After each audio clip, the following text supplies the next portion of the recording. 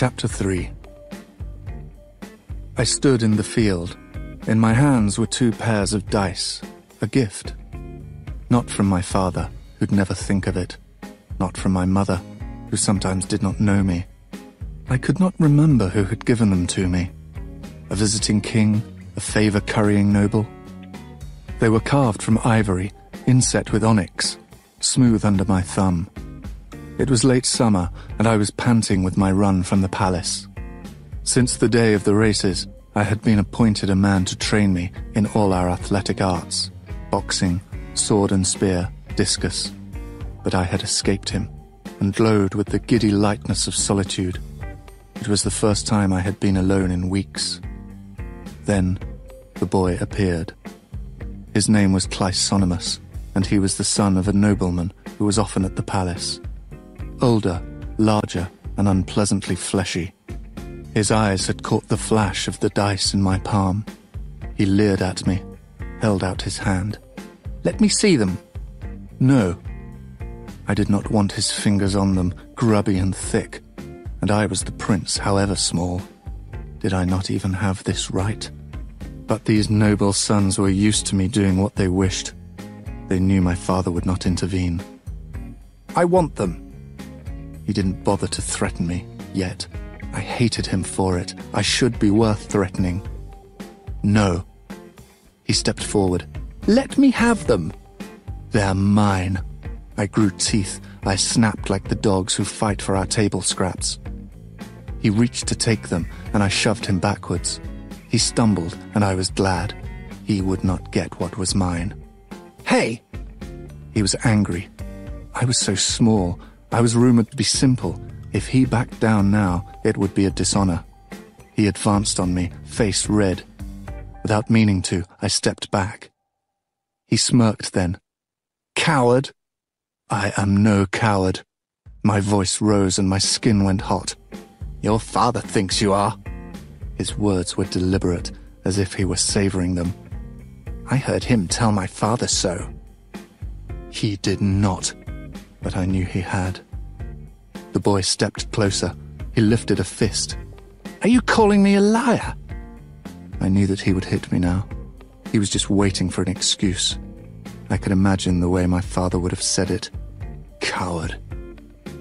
I planted my hands on his chest and shoved as hard as I could. Our land was one of grass and wheat. Tumbles should not hurt. I'm making excuses. It was also a land of rocks. His head thudded dully against stone, and I saw the surprised pop of his eyes. The ground around him began to bleed. I stared, my throat closing in horror at what I had done. I had not seen the death of a human before. Yes, the bulls and the goats, even the bloodless gasping of fish. And I had seen it in paintings, tapestries, the black figures burned onto our platters. But I had not seen this.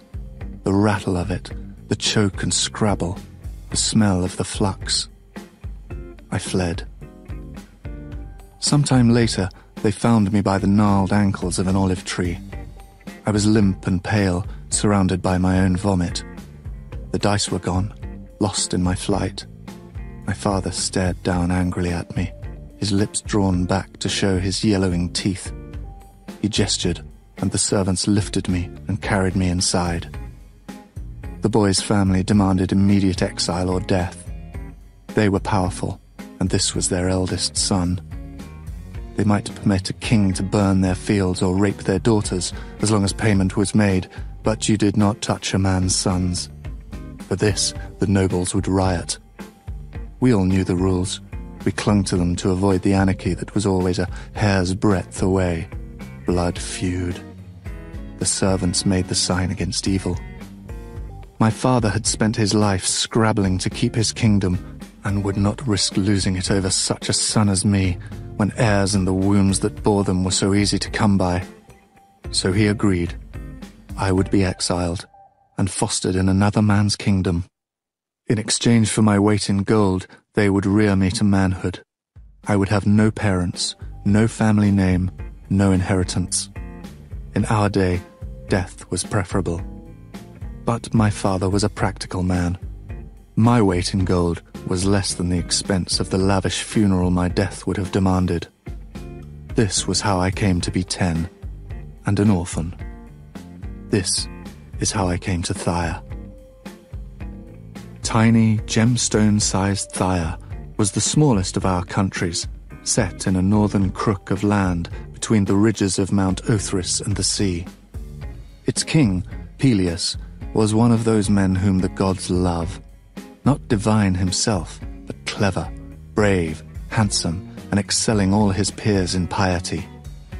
As a reward, our divinities offered him a sea nymph for a wife. It was considered their highest honor.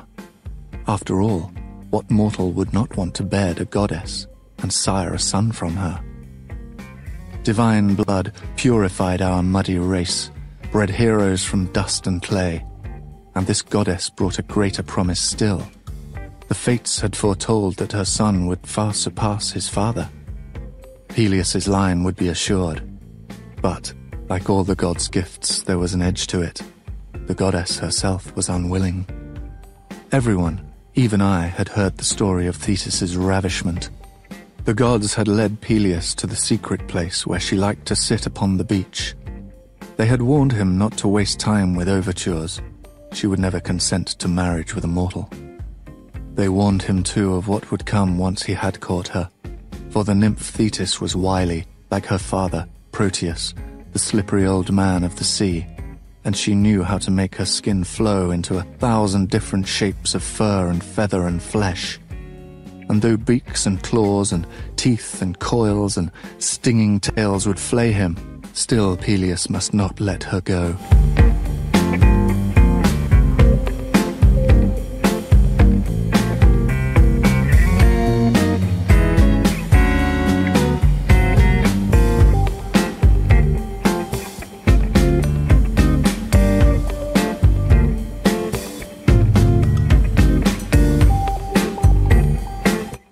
Peleus was a pious and obedient man, and did all that the gods had instructed him to do. He waited for her to emerge from the slate-colored waves, hair black and long as a horse's tail. Then he seized her, holding on despite her violent struggles, squeezing until they were both exhausted, breathless and sand-scraped.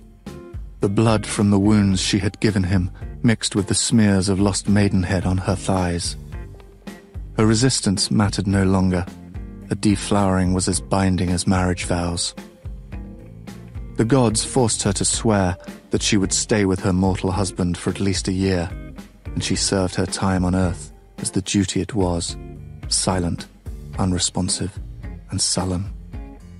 Now, when he clasped her, she did not bother to writhe and twist in protest. Instead, she lay stiff and silent, damp and chilled as an old fish. Her reluctant womb bore only a single child. The hour her sentence was finished, she ran out of the house and dove back into the sea. She would return only to visit the boy, never for any other reason, and never for long. The rest of the time, the child was raised by tutors and nurses and overseen by Phoenix, Peleus's most trusted counselor. Did Peleus ever regret the god's gift to him? An ordinary wife would have counted herself lucky to find a husband with Peleus's mildness, his smile-lined face. But for the sea nymph Thetis, nothing could ever eclipse the stain of his dirty, mortal mediocrity. I was led through the palace by a servant whose name I had not caught. Perhaps he had not said it. The halls were smaller than at home, as if restrained by the modesty of the kingdom they governed. The walls and floors were local marble, whiter than was found in the south. My feet were dark against its pallor. I had nothing with me. My few belongings were being carried to my room, and the gold my father sent was on its way to the treasury. I had felt a strange panic as I was parted from it. It had been my companion for the weeks of travel, a reminder of my worth. I knew its contents by heart now. The 5 goblets with engraved stems, a heavy knobbed scepter, a beaten gold necklace, 2 ornamental statues of birds, and a carved lyre, gilded at its tips. This last, I knew, was cheating. Wood was cheap and plentiful and heavy and took up space that should have been used for gold. Yet the lyre was so beautiful, no one could object to it. It had been a piece of my mother's dowry. As we rode, I would reach back into my saddlebags to stroke the polished wood. I guessed that I was being led to the throne room, where I would kneel and pour out my gratitude. But the servant stopped suddenly at a side door. King Pelias was absent, he told me, so I would present myself before his son instead. I was unnerved. This was not what I had prepared myself for. The dutiful words I'd practiced on donkey back. Pelias's son. I could still remember the dark wreath against his bright hair, the way his pink soles had flashed along the track. That is what a son should be. He was lying on his back on a wide, pillowed bench, balancing a lyre on his stomach. Idly he plucked at it. He did not hear me enter, or he did not choose to look. This is how I first began to understand my place here. Until this moment, I had been a prince, expected and announced. Now, I was negligible. I took another step forward, scuffing my feet, and his head lolled to the side to regard me. In the 5 years since I had seen him, he had outgrown his babyish roundness. I gaped at the cold shock of his beauty. Deep green eyes, features fine as a girl's. It struck from me a sudden springing dislike. I had not changed so much, nor so well. He yawned, his eyes heavy-lidded. "What's your name?" His kingdom was half, a quarter, an eighth the size of my father's, and I had killed a boy and been exiled, and still he did not know me. I ground my jaw shut and would not speak. He asked again, louder.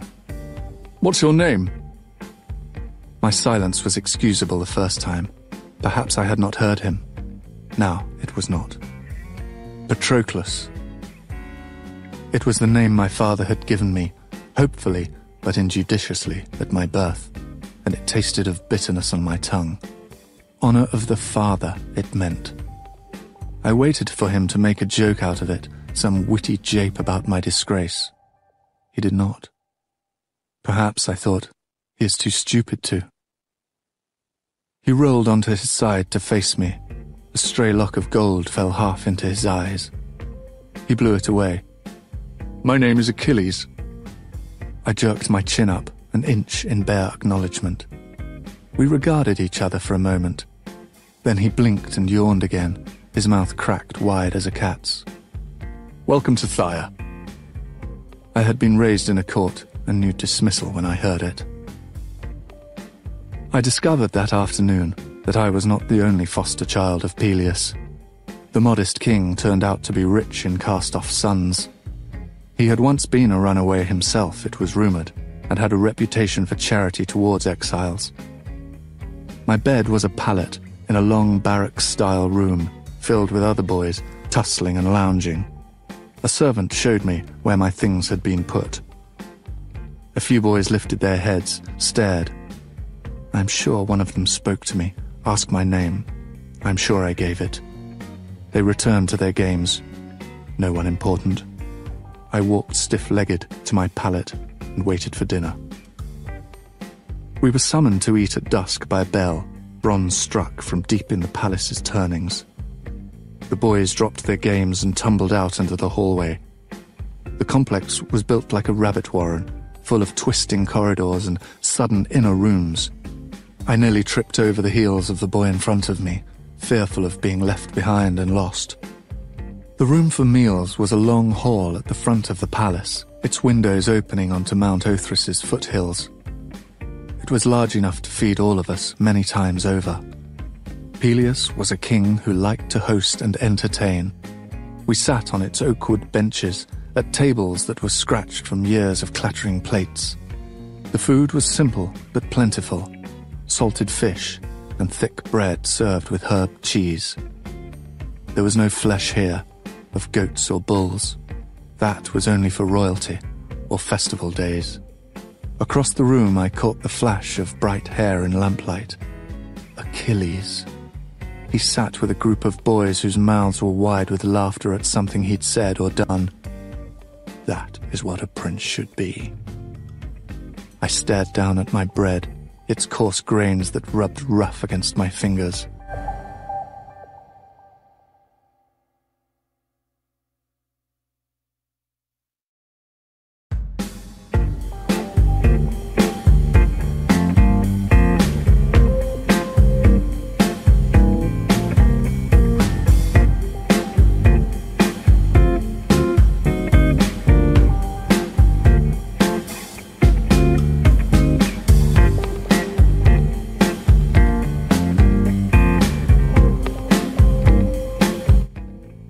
After supper, we were allowed to do as we liked.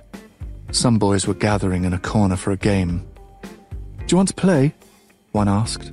His hair still hung in childhood curls. He was younger than I was. "Play?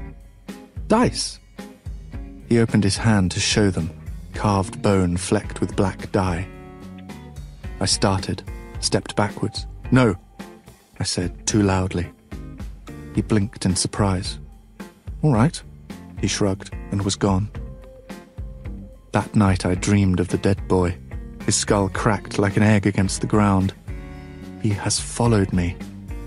The blood spreads dark as spilled wine. His eyes open and his mouth begins to move. I clap my hands over my ears.